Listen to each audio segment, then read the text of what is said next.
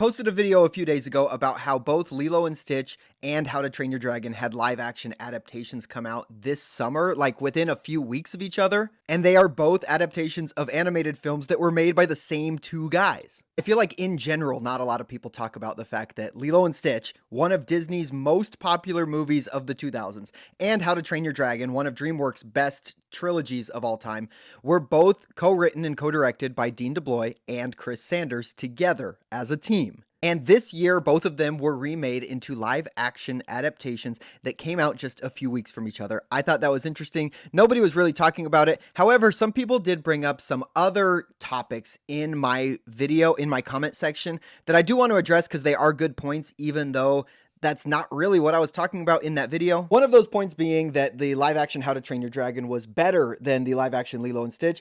Obviously, that's an opinion. I happen to agree with that. Like, yes, I think How to Train Your Dragon was better than Lilo and Stitch. But the other point I think has to do with that, which is that one of these remakes brought back the original director, Dean DeBlois, and the other one didn't. The live action Lilo and Stitch did not bring back Chris Sanders or Dean DeBlois to write or direct or really have anything to do with the movie other than Chris Sanders voicing Stitch again.